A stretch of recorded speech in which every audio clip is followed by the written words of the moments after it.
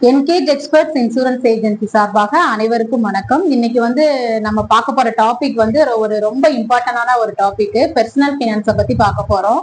இப்ப நம்மளோட லைஃப் ஸ்டேஜ்ல பாத்தீங்கன்னா ஒவ்வொரு ஸ்டேஜ்ல ஒவ்வொரு மாதிரி ப்ரையாரிட்டி கமிட்மெண்ட்ஸ் நம்மளுக்கு இருந்துகிட்டே இருக்கும். இப்ப சொசைட்டில பாத்தீங்கன்னா ஒவ்வொரு விதமான கேட்டகரி ஆஃப் பீப்புள்ஸ் இருப்பாங்க. அவங்களுக்கு ஒவ்வொரு விதமான கமிட்மெண்ட் இருக்கும், ஒவ்வொரு விதமான தேவைகள் இருக்கும், பினான்சியல் பிளானிங் இருக்கும்.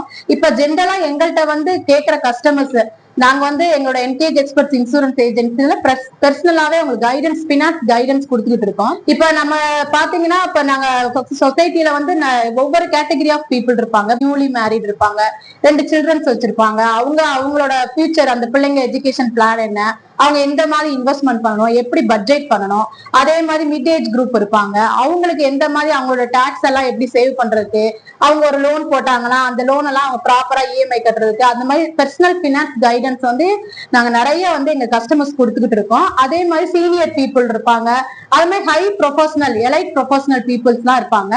இந்த மாதிரி ஒவ்வொரு ஸ்டேஜ்ல ஒவ்வொரு கேட்டகரி ஆஃப் பீப்புளுக்கு எந்த மாதிரி பர்சனல் பினான்ஸ் அட்வைஸ் தேவைப்படும் அப்படின்றத நாங்களே ஒரு 4 டைப் ஆஃப் கேட்டகரியா பிரிச்சு நாங்க 2 பேரும் இப்ப டிஸ்கஸ் பண்ண போறோம். வாங்க வீடியோக்குள்ள இப்ப போகலாம். இப்ப ஒரு நியூலி மேரிடு யங் ப்ரொஃபஷனல் இருக்காங்க, 2 பிள்ளைங்க இருக்காங்க.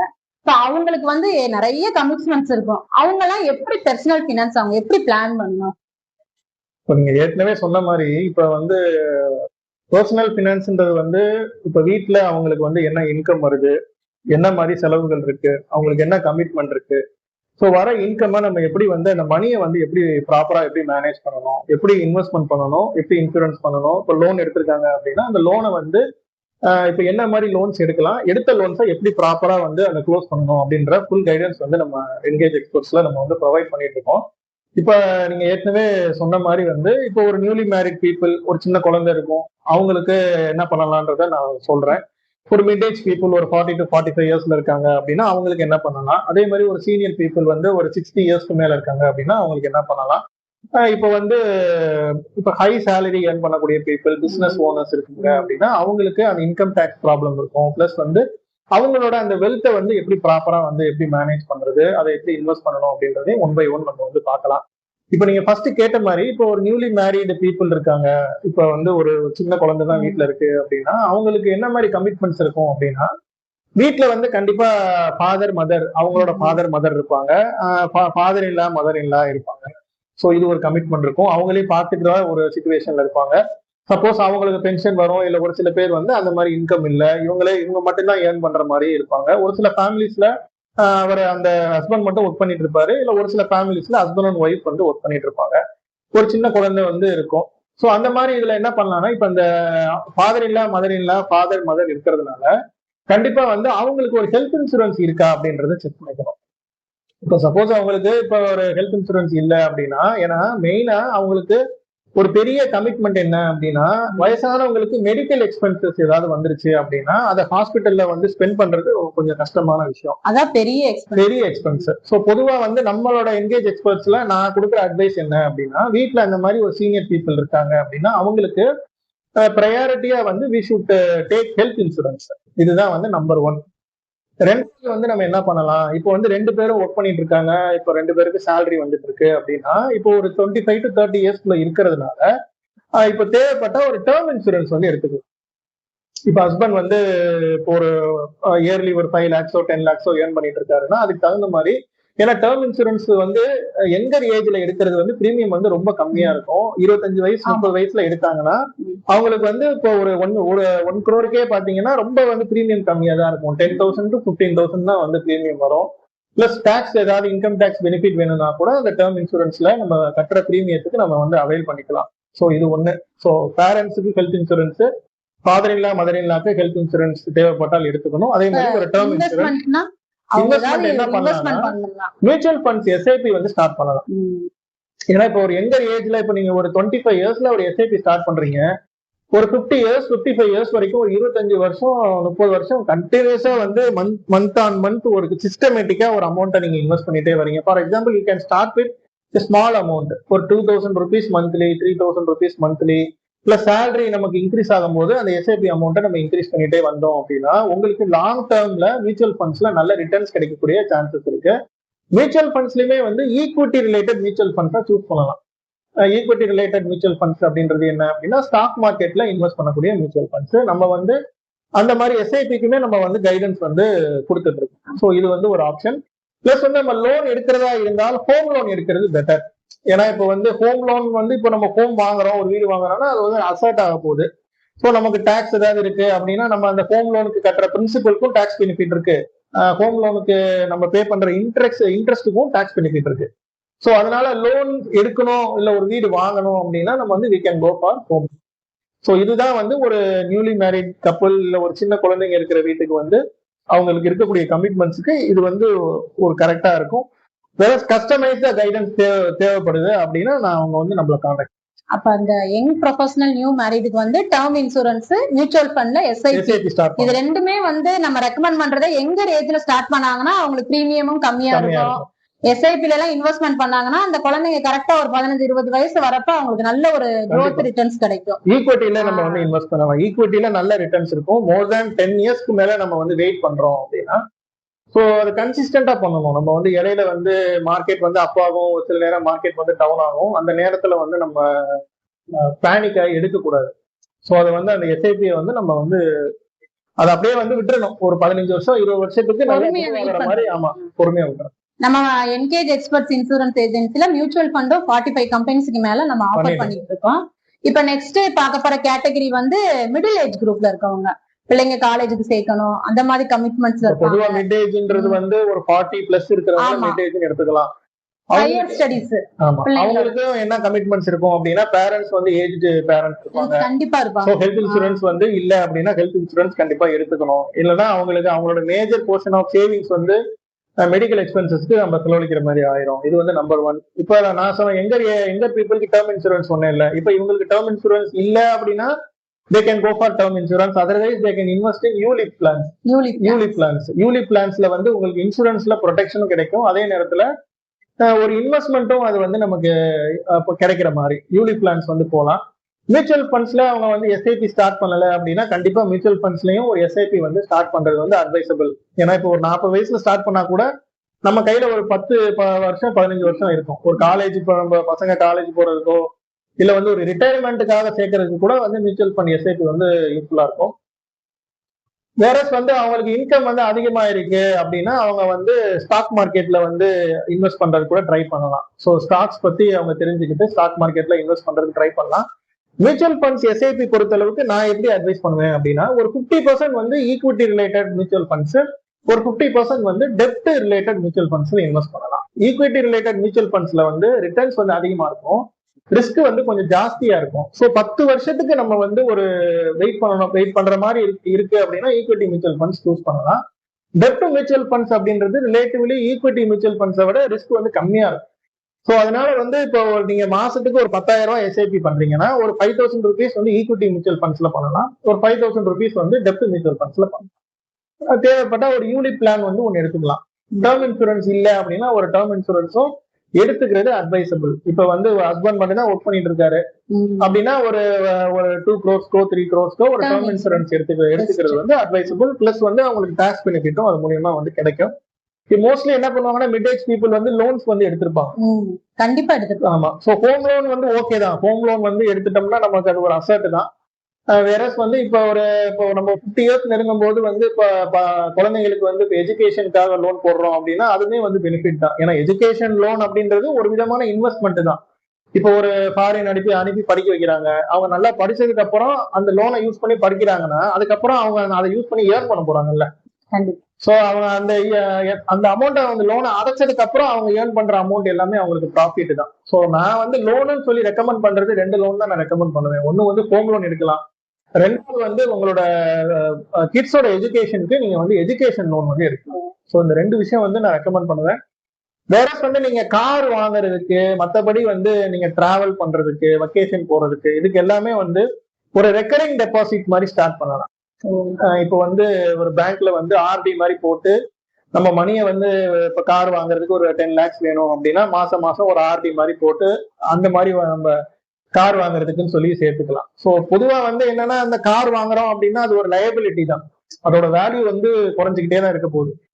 ஸோ அந்த மாதிரி ஸோ ஒரு இன்கம் இருக்கு நமக்கு வந்து இப்ப ஏற்கனவே ஏதாவது ஒரு விஷயத்துல இன்வெஸ்ட் பண்ணி அதுல அது மூலியமா ஒரு ப்ராஃபிட் கிடைச்சிருக்கு அப்படின்னா அந்த ப்ராஃபிட்டை வச்சு கார் வாங்கலாம், அந்த ப்ராஃபிட்டை வச்சு பைக் வாங்கலாம், இல்ல நமக்கு இந்த மாதிரி வரக்கூடிய அந்த எக்ஸ்ட்ரா மணியை வச்சு நம்ம ஒரு டிராவல் பிளான் பண்றது அந்த மாதிரி வந்து அது மிடில் ஏஜ்ல இருக்கவங்களுக்கு கமிட்மெண்ட்ஸ் ஜாஸ்தியா இருக்கும். கமிட்மெண்ட்ஸ் ஜாஸ்தியா இருக்கும், பட்ஜெட் பண்ணி செலவு பண்றதுன்றது அவங்களுக்கும் ஹெல்த் ப்ராப்ளம்ஸ் வரக்கூடிய வாய்ப்புகள் இருக்கு, வாய்ப்புகள் இருக்கு. சோ எனக்கு தெரிஞ்சு அவங்களுக்கு நான் நம்பர் 1 ப்ரையாரிட்டி என்ன சொல்லுவேன் அப்படின்னா ஹெல்த் இன்சூரன்ஸ் தான் நம்பர் 1 ப்ரையாரிட்டி. ரெண்டாவது இப்ப வந்து அந்த ஒருத்தர் மட்டும்தான் வேலைக்கு போய் ஏர்ன் பண்ணிட்டு இருக்காரு அப்படின்னா டேர்ம் இன்சூரன்ஸ் வந்து ப்ரையாரிட்டியா நான் வந்து சொல்லுவேன். இப்ப நம்மளோட இன்சூரன்ஸ் ஏஜென்சில கூட ஒவ்வொரு பேக்கேஜா நம்ம வந்து ரெடி பண்ணிருக்கோம்ல, ஒவ்வொரு ஏஜ் குரூப்புக்கு என்னென்ன இன்சூரன்ஸ் எல்லாம் தேவைப்படும்ன்றத நம்ம ஒரு இதாவே ரெடி பண்ணிருக்கோம், பண்ணி கொடுத்துட்டு இருக்கோம். இப்ப நம்ம நெக்ஸ்ட் பார்க்க போற கேட்டகரி வந்து சீனியர் பீப்புள். இப்ப அவங்க எந்த மாதிரி பட்ஜெட் பண்ணலாம், அவங்க ரிட்டையர்மெண்ட் பிளானிங் எப்படி பண்றது, அவங்களோட ஃபியூச்சர் எக்ஸ்பென்ஸ், மெடிக்கல் எக்ஸ்பென்ஸ்லாம் எப்படி இருக்கும், அத பத்தி சீனியர் பீப்புள் அப்படின்றதே வந்து 60 இயர்ஸ்க்கு மேல இருக்கிறவங்க தான் சீனியர் பீப்புள் நம்ம சொல்றோம். ஏன்னா 60 இயர்ஸ்க்கு மேல வந்து ரிட்டையர்மெண்ட் பிளானிங் எல்லாம் வந்து பண்ண முடியாது. ரிட்டையர்மெண்ட் பிளானிங் அப்படின்றது வந்து எங்கர் ஏஜ்ல பண்ணணும், அப்படி இல்லைன்னா அட்லீஸ்ட் வந்து மிடில் ஏஜ்ல பண்ணிருக்கணும். இப்ப சீனியர் பீப்புளா ஆயிட்டாங்க அப்படின்னா அதுக்கப்புறம் அவங்களுக்கு என்ன பண்றது அப்படின்றத வந்து நம்ம அட்வைஸ் பண்ண முடியும். இப்ப வந்து இன்வெஸ்ட்மெண்ட் பொறுத்த அளவுக்கு அவங்க ஹை ரிஸ்க் இன்வெஸ்ட்மெண்ட் வந்து சூஸ் பண்ணக்கூடாது. அவங்க என்ன பண்ணலாம்னா பாண்ட்ஸ்ல வந்து இன்வெஸ்ட்மெண்ட் பண்ணலாம், பிக்சட் டெபாசிட்ல இன்வெஸ்ட்மெண்ட் பண்ணலாம். அதே மாதிரி சீனியர் சிட்டிசன் சேவிங் ஸ்கீம் அப்படின்னு சொல்லிட்டு போஸ்ட் ஆஃபீஸ்ல இருக்கு, அதுல வந்து அவங்க இன்வெஸ்ட்மெண்ட் வந்து பண்ணலாம். ஸோ இப்போ ஏற்கனவே அவங்க பென்ஷன் ஃபண்ட்ல இன்வெஸ்ட்மெண்ட் பண்ணிருக்காங்க அப்படின்னா அதுல அவங்களுக்கு எக்ஸ்ட்ராவா மணி வந்து கிடைக்குது அப்படின்னா அதை வந்து நம்ம வேற ஏதாவது டெப்ட் மியூச்சுவல் ஃபண்ட்ஸ் அந்த மாதிரி இதுல இன்வெஸ்ட்மெண்ட் பண்றதுனால நம்ம பண்ணிக்கலாம். சீனியர் பீப்புள் பொறுத்த அளவுக்கு ஹெல்த் இன்சூரன்ஸ் அப்படின்றது ஏற்கனவே வந்து எடுத்திருக்கணும். ஸோ இப்போ ஒரு 60 வயசுக்கு மேல நம்ம ஹெல்த் இன்சூரன்ஸ் எடுக்கிறோம் அப்படின்னா அதுல என்ன மாதிரி ப்ராப்ளம் வந்து வருது அப்படின்னா அவங்களுக்கு ஏற்கனவே வந்து இப்போ ஒரு டயபெட்டிஸ் இருக்கும், பிபி இருக்கும், ஏதாவது ஒரு ப்ராப்ளம் இருக்குன்னா ஸோ ஹெல்த் இன்சூரன்ஸ்ல வந்து அவங்களுக்கு அந்த ப்ரீ எக்ஸிஸ்டிங் டிசீஸ்லாம் வந்து ஒரு மினிமம் 2 வருஷத்துல 3 வருஷம் 4 வருஷம் வந்து கவரேஜ் வந்து கொடுக்க மாட்டாங்க, வெயிட்டிங் பீரியட் போடுவாங்க. ஒரு அட்லீஸ்ட் எடுக்கல இப்போ 60 வயசு வரைக்குமே ஹெல்த் இன்சூரன்ஸ் எடுக்கல அப்படின்னா 60 வயசுக்கு மேல ஒரு ஹெல்த் இன்சூரன்ஸ் எடுத்துக்கிறது வந்து ஒரு பசங்களையே டிபெண்ட் பண்ற மாதிரி இருக்கும். சோ என்ன ஒண்ணு நம்ம வந்து 60 வயசுக்கு மேல நீங்க ஒரு ஹெல்த் இன்சூரன்ஸ் எடுக்கிறீங்க அப்படின்னா உங்களுக்கு அந்த ப்ரீ எக்ஸிஸ்டிங் டிசீஸோட அந்த வெயிட்டிங் பீரியட் முடிஞ்சதுக்கு அப்புறம் உங்களுக்கு கவரேஜ் வந்து ஸ்டார்ட் ஆகும். ஸோ உங்களுக்கு அந்த மாதிரி ஹெல்த் இன்சூரன்ஸ் நம்பர் 1 ப்ரையாரிட்டி. ரெண்டாவது வந்து இப்போ ஏற்கனவே நீங்க இன்வெஸ்ட் பண்ணிட்டு இருக்கிற அமௌண்ட்டை வந்து அது மூலியமா உங்களுக்கு கிடைக்கிற இன்கம் வச்சுதான் நீங்க வந்து ரன் பண்ண முடியும். இப்போ பிசினஸ் பண்ணிட்டு இருக்காங்கன்னா அது வேற விஷயம். பிசினஸ் பண்ணிட்டு இருக்காங்க, பிசினஸை வந்து அவங்க பார்த்துட்டு இருக்காங்கன்னா அது வேற விஷயம். மோஸ்ட்லி வந்து சேலரி பீப்புள் வந்து அவங்க 60 இயர்ஸ்ல வந்து ரிட்டையர்மெண்ட்டுக்கு வந்துருவாங்க. ஸோ ரிட்டையர்மெண்ட் ஏஜ் வந்ததுக்கு அப்புறம் நம்ம வந்து ரிட்டையர்மெண்ட்டுக்கு பிளான் பண்றது அப்படின்றது வந்து அது பாசிபிளே கிடையாது. ரிட்டையர்மெண்ட்டுக்கு பிளான் பண்ணணும்னா நம்ம வந்து ஒரு 35 வயசு 40 வயசுல இருக்கும்போது ரிட்டையர்மெண்ட்டுக்கு நம்ம வந்து பிளான் பண்ணிக்கலாம். இப்ப ரிட்டையர்மெண்ட் பிளானிங்ன்றது ஒரு ப்ரொஃபஷனல் இருக்கவங்கள சொல்றீங்க, ஒரு பிளானே பண்ணல, ஒரு இன்சூரன்ஸ் நம்ம எடுக்கலைன்னா அவங்க என்னென்ன மாதிரியான சீனியர் பீப்புள் என்னென்ன மாதிரி ப்ராப்ளம் எல்லாம் ஃபேஸ் பண்ணுவாங்க? கண்டிப்பா வந்து பினான்சியல் ரிலேட்டடான ப்ராப்ளம்ஸ் நிறைய வரதுக்கு வாய்ப்புகள் இருக்கு. இப்போ வந்து மணிக்கு வந்து அவங்களோட கிட்ஸை வந்து டிபெண்ட் பண்ணி இருக்கிற மாதிரி இருக்கும். ஸோ அவங்களுக்கு ரெகுலரா ஒரு இன்கம் வர மாதிரி அவங்க ஏதாவது ஒரு ரிட்டையர்மெண்ட் ஃபண்ட்லயோ ஒரு என்டோமெண்ட் பிளானோ அந்த மாதிரி பண்ணிருந்தாங்கன்னா பிரச்சனை கிடையாது. ஒன்னொன்னு மெடிக்கல் எக்ஸ்பென்சஸ் வந்து நிறைய வரதுக்குரிய வாய்ப்புகள் இருக்கு. ஸோ அவங்க ஒரு ஹெல்த் இன்சூரன்ஸ் எடுத்திருந்தாங்க அப்படின்னா அவங்களுக்கு அது ரொம்ப யூஸ்ஃபுல்லா இருக்கும். கண்டிப்பா எடுத்துக்கிறது ரொம்ப நல்லது. இப்ப நெக்ஸ்ட் வந்து பார்க்க போறது வந்து எலைட் ப்ரொஃபஷனல் சொல்லுவாங்கல்ல, நல்ல ஹைலி இன்கம் பீப்புள், அவங்க எல்லாம் எந்த மாதிரி அவங்களோட டாக்ஸ் சேவ் பண்றதுக்கு அவங்களோட இன்வெஸ்ட்மெண்ட்டை மல்டிப்ளை பண்றதுக்கு என்ன மாதிரி பிளானிங் பண்ணலாம்? இப்ப வந்து எலைட் ப்ரொஃபஷனல்ஸ் அப்படின்றது வந்து பிசினஸ் பண்றவங்களையும் நம்ம எலைட் ப்ரொஃபஷனல்ஸ் எடுத்துக்கலாம். ஒரு ஹை இன்கம் ஜென்ரேட் பண்றாங்க. இப்ப அதே மாதிரி இப்போ ஒரு டாக்டரா இருக்காங்க, ஒரு அட்வொகேட்டா இருக்காங்க, இல்ல வந்து ஒரு சார்ட்டர்ட் அக்கௌண்டண்டா இருக்காங்க, ஐடில ஒரு பெரிய பொசிஷன்ல ஒர்க் பண்ணிட்டு இருக்காங்க அப்படின்னா அவங்களுக்கு அந்த ஹை சேலரி அமௌண்ட் வந்து கிடைக்கும். ஸோ அவங்க என்ன பண்ணலாம் அப்படின்னா அபார்ட் ஃப்ரம் இந்த மியூச்சுவல் ஃபண்ட் போக மற்ற இன்வெஸ்ட்மெண்ட் ஆப்ஷன்ஸ் எல்லாம் வந்து எக்ஸ்ப்ளோர் பண்ணி பார்க்கலாம் அவங்களோட ஏஜை பொறுத்து. இப்போ வந்து ஒரு எங்கர் ஏஜ் மிட் ஏஜ்ல இருக்காங்க அப்படின்னா ஸ்டாக் மார்க்கெட்ல அவங்க இன்வெஸ்ட்மெண்ட் பண்ணலாம். ஒரு போர்ஷன் நான் சொல்றது, இப்போ மியூச்சுவல் ஃபண்ட்ஸ் வந்து ஒரு போர்ஷன் இன்வெஸ்ட் பண்ணலாம். ஸ்டாக் மார்க்கெட்ல டைரக்டா வந்து நம்ம வந்து ஸ்டாக் மார்க்கெட்ஸை பத்தி லேர்ன் பண்ணிக்கிட்டு நம்ம ஒரு குறிப்பிட்ட அமௌண்ட்டை வந்து அதுல வந்து ஹை ரிட்டர்ன்ஸ் கிடைக்கும். ஸோ அதனால ஒரு லாங் டேர்முக்கு நம்ம இன்வெஸ்ட்மெண்ட் பண்ணணும். இப்போ வந்து ஒரு 20 வருஷம் 25 வருஷம் ஒரு லாங் ஹொரிசானுக்கு இன்வெஸ்ட்மெண்ட் பண்றதுக்கு வந்து stock market one of the best ஆப்ஷன்ற மாதிரி நான் சொல்லுவேன். ஸோ அது ஒரு ஆப்ஷன் நம்ம போகலாம். அது போக வந்து ரியல் எஸ்டேட்ல வந்து ஒரு போர்ஷன் வந்து நம்ம இன்வெஸ்ட் பண்ணலாம், கோல்டுல ஒரு போர்ஷன் வந்து நம்ம இன்வெஸ்ட் பண்ணலாம். அது போக பிசினஸ் பண்ணிட்டு இருக்காங்க அப்படின்னா ஸோ பிசினஸ்லயே அவங்க அவங்க வந்து இன்வெஸ்ட்மெண்ட் பண்றது தான் வந்து ஒரு ஒரு புத்திசாலித்தனமான விஷயம் அப்படின்ற மாதிரி நான் சொல்லுவேன். ஸோ என்னன்னா அவங்களுக்கு என்ன டாக்ஸ் வருது, இப்போ பிசினஸ் பண்ணிட்டு இருக்காங்க அப்படின்னா அவங்களுக்கு என்ன மாதிரியான டாக்ஸஸ் வருதோ அப்படின்னா அந்த பிசினஸ் எக்ஸ்பென்சஸ்ல அவங்க வந்து அதை காட்டிக்கலாம். மார்க்கெட்டிங் எக்ஸ்பென்சஸை வந்து இப்போ டாக்ஸ் பெனிஃபிட்டுக்கு யூஸ் பண்ணிக்கலாம், சேலரி எக்ஸ்பென்சஸை வந்து அவங்களோட டாக்ஸ் பெனிஃபிட்டுக்கு வந்து யூஸ் பண்ணிக்கலாம். ஸோ அந்த மாதிரி ஒவ்வொருத்தரோட ப்ரொஃபைலுக்கு தகுந்த மாதிரி வந்து நம்ம அட்வைஸ் பண்ணலாம். ஜென்ரலா வந்து நான் ஒரு ஹை இன்கம் பீப்புளுக்கு நான் என்ன அட்வைஸ் பண்ணுவேன் அப்படின்னா இன்வெஸ்ட்மெண்ட் இருக்கக்கூடிய எல்லா கேட்டகரியிலுமே ஒவ்வொரு போர்ஷன் வந்து டைவர்சிஃபை பண்ணி இன்வெஸ்ட்மெண்ட் வந்து பண்ணி வச்சுக்கணும். இப்போ வந்து சேலரி பீப்புளா இருக்காங்கன்னா கண்டிப்பா ஒரு நல்ல ஒரு டேர்ம் இன்சூரன்ஸ் எடுத்துக்கிறது ரொம்ப ஒரு முக்கியமான விஷயம். ஒரு ஹை ப்ரொஃபைலா இருக்காங்கன்னா ஒரு 5 crores 10 crores டேர்ம் இன்சூரன்ஸ் எடுத்து வச்சுக்க வேண்டியது ரொம்ப ஒரு முக்கியமான விஷயம். பிரீமியம் வந்து உங்களுக்கு வந்து ரிலேட்டிவ்லி கம்மியா தான் இருக்கும். ஒரு எங்கர் ஏஜ்ல நீங்க எடுக்கிறீங்க, 30 வயசு 35 வயசுல எடுக்கிறீங்கன்னா பிரீமியம் வந்து கம்மியா தான் இருக்கும். ஸோ அதனால உங்களால நீங்க ஒரு ஹை சேலரி ஏர்ன் பண்றீங்க, இல்ல ஒரு நல்ல பிசினஸ் பண்ணிட்டு இருக்கீங்க அப்படின்னா ஒரு டேர்ம் இன்சூரன்ஸ் எடுத்து வச்சுக்கோங்க. ஹெல்த் இன்சூரன்ஸும் கண்டிப்பா வந்து ஒரு ஹெல்த் இன்சூரன்ஸும் எடுத்து வச்சு உங்க ஃபேமிலிக்கு. கேரண்டி ரிட்டர்ன் இன்வெஸ்ட்மெண்ட் பிளானும் கேரண்டி ரிட்டர்ன்ஸுமே வந்து யூஸ் பண்ணலாம். நான் அதான் சொல்றேன்ல, என்னென்னலாம் இன்வெஸ்ட்மெண்ட் இருக்கோ எல்லா இன்வெஸ்ட்மெண்ட்லயும் கொஞ்சம் பண்ணிக்கலாம். ரியல் எஸ்டேட் மட்டுமே நம்ம பண்ணிட்டு இருக்கோம் அப்படின்னா நம்ம லிக்விட் கேஷ் நம்ம கிட்ட இருக்காது. இன்னொரு விஷயம் வந்து இப்ப வந்து யங் பீப்புள் இருக்காங்க, மிட் ஏஜ் பீப்புள் இருக்காங்கன்னா அவங்களுக்கு ஒரு முக்கியமான ஸ்ட்ராட்டஜி நான் சொல்ல மறந்துட்டேன். அவங்க வந்து ஒரு எமர்ஜென்சி ஃபண்ட் அப்படின்னு சொல்லி ஒரு ஃபண்ட் கிரியேட் பண்ணி வச்சுக்கலாம். ஒரு 6 மந்த்துக்குரிய எக்ஸ்பென்சஸ் ஒரு எமர்ஜென்சி ஃபண்ட் மாதிரி வச்சுக்கணும். சேவ் பண்ணி ஒரு ஃபிக்ஸட் டெபாசிட் மாதிரி போட்டு வச்சுக்கலாம். அதுவும் வீட்ல ஹஸ்பண்ட் மட்டும் தான் ஒர்க் பண்ணிட்டு இருக்காங்கன்னா கண்டிப்பா அவங்க அந்த மாதிரி தனியா எடுத்து ஒதுக்கி வச்சுக்கிறது அட்வைசபிள்.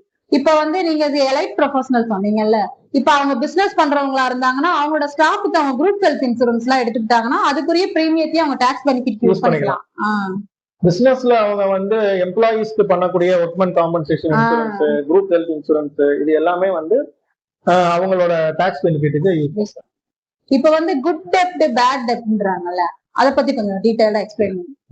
டெப்ட்ன்றது வந்து கடன் தான் வந்து டெப்ட்னு நம்ம சொல்லுவோம். இப்போ வந்து குட் டெப்ட்னா என்ன அப்படின்னா நம்ம வாங்கக்கூடிய கடன் வந்து நம்மளோட வளர்ச்சிக்கு யூஸ்ஃபுல்லா இருக்கு, ஒரு சொத்து கிரியேட் பண்றதுக்கு யூஸ்ஃபுல்லா இருக்குன்னா அது வந்து குட் டெப்ட். இப்ப நம்ம வாங்கக்கூடிய கடன் வந்து நமக்கு ஒரு லயபிலிட்டியா மாறிடுச்சு. இப்ப நம்ம ஏர்ன் பண்ற மேக்சிமம் அமௌண்ட்டை நம்ம வந்து ஒரு இன்ட்ரெஸ்ட் பே பண்ற மாதிரி போகுது. பட் அந்த கடன்னால நமக்கு வந்து வேற எதுவும் மானிட்டரி பெனிஃபிட்ஸ் இல்ல, ஒரு அசெட் நம்மளால கிரியேட் பண்ண முடியல அப்படின்னா அது வந்து பேட் டெப்ட்ஸ். இப்ப வந்து ஹோம் லோன் வந்து குட் டெப்ட், எஜுகேஷன் லோன் வந்து குட் டெப்ட்ஸ். பிசினஸ்க்கு ஒரு ப்ராப்பரான ஒரு பிசினஸ் பிளான் பண்ணிருக்கீங்க, இவ்வளவு இன்வெஸ்ட் பண்ணா இத்தனை வருஷத்துல எனக்கு இத்தனை பர்சன்டேஜ் வந்து ரிட்டர்ன் வந்து வரும் அப்படின்ற மாதிரி ஒரு பக்காவா ஒரு ப்ராஜெக்ட் ரெடி பண்ணி பிசினஸ் லோன் வாங்கி அந்த பிசினஸ்ல நீங்க வந்து சக்சஸ் ஆகுறீங்க அப்படின்னா அது வந்து குட் டெப்ட். இப்ப நீங்க கிரெடிட் கார்டு யூஸ் பண்ணி லக்ஸரியா நீங்க வந்து ஸ்பெண்ட் பண்றீங்க, பர்சனல் லோன் போட்டு இப்போ நீங்க வந்து டிராவல் பண்றது இல்ல வந்து ஒரு லக்ஸரியான ஐட்டம்ஸ் வாங்குறது, ஷாப்பிங் பண்றதுக்காக போறீங்க அப்படின்னா அதெல்லாம் வந்து பேட் டெப்ட். மேக்சிமம் நீங்க எந்த ஸ்டேஜஸ்ல இருந்தாலும் சரி, இப்ப வந்து நீங்க ஒரு யங் ப்ரொஃபஷனலா இருந்தாலும் சரி, இல்ல மிட் ஏஜ் ப்ரொஃபஷனலா இருந்தாலும் சரி, இல்ல ஒரு சீனியர் பீப்புளா இருந்தாலும் சரி, மேக்சிமம் வந்து இந்த பேட் டெப்ட்ஸை அவாய்ட் பண்றதுக்கு ட்ரை பண்ணுங்க. ஸோ இந்த மாதிரி ஷாப்பிங் பண்றதுக்கு நீங்க வந்து அதுக்குன்னே ஒரு போர்ஷன் வந்து நீங்க வந்து அலாட் பண்ணி வச்சுக்கணும். இப்ப வந்து ஒரு ஷாப்பிங் போறதுக்குன்னே சொல்லி ஒரு போர்ஷன் உங்களோட இன்கம்ல இப்போ ஒரு 10% இன்கம் வந்து நான் ஷாப்பிங்க்குனே வந்து வச்சுக்கிறேன், நான் வந்து ஹோட்டல்ல போய் சாப்பிட்றதுக்குனே வச்சுக்கிறேன், இல்ல டிராவல் பண்றதுக்குனே வச்சுக்கிறேன் அப்படின்ற மாதிரி ஒரு பட்ஜெட் பண்ணி அதை வந்து நீங்க உங்களோட ஃபண்டுக்காகவோ அந்த மாதிரி இருக்கு நீங்க வந்து யூஸ். இப்ப கிரெடிட் கார்டை எல்லாரும் யூஸ் பண்ணிட்டு அதுக்கப்புறம் இஎம்ஐ கட்டுறதுக்கு ரொம்ப கஷ்டப்படுறாங்க. இப்ப கிரெடிட் கார்டுக்கு அதுக்கு ஒரு சின்ன அட்வைஸ் கொடுங்க நீங்க. கிரெடிட் கார்டு பொறுத்த அளவுக்கு வந்து நமக்கு அது யூஸ்ஃபுல்லான விஷயம் தான். கிரெடிட் கார்டு வந்து நான் வந்து யூஸ் பண்றது வந்து தப்பு அப்படின்லாம் சொல்ல மாட்டேன். ஒரு எமர்ஜென்சி சிச்சுவேஷனுக்கு நம்ம வந்து யூஸ் பண்ணிக்கலாம். பிளஸ் வந்து அது மூலியமா நமக்கு இந்த நிறைய பாயிண்ட்ஸ் கிடைக்குது, நிறைய ரிவார்ட்ஸ் கிடைக்குது, அந்த மாதிரி பர்பஸ்க்கு நம்ம யூஸ் பண்ணிக்கலாம். பட் உங்களால வந்து கட்ட முடியாத அளவுக்கு நீங்க வந்து ரொம்ப அதிகமா வந்து யூஸ் பண்றீங்க. ஸோ அதை வந்து இப்போ அந்த அமௌண்ட்டை வந்து ஒரு லாங் டேர்முக்கு ஒரு பெரிய கடனா வந்து உங்களுக்கு ஒரு போர்டனா மாறிடுச்சுன்னா அது வந்து உங்களுக்கு கண்டிப்பா வந்து கஷ்டம் தான்.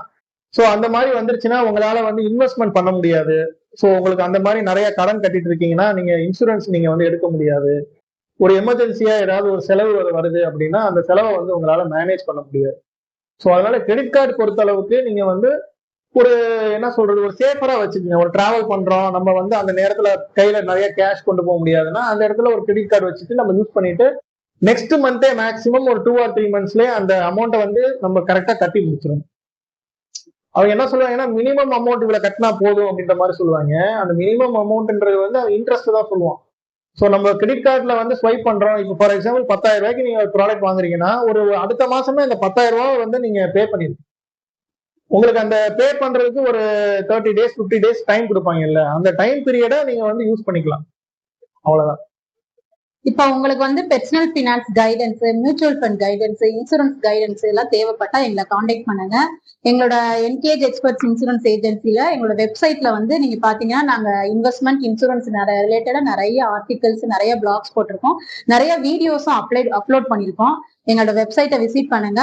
உங்களுக்கு எந்த மாதிரி இன்சூரன்ஸ், இன்வெஸ்ட்மெண்ட் எது தேவைப்பட்டாலும் எங்களோட நம்பருக்கு காண்டாக்ட் பண்ணுங்க. Thank you from engage experts insurance agency. Thank you.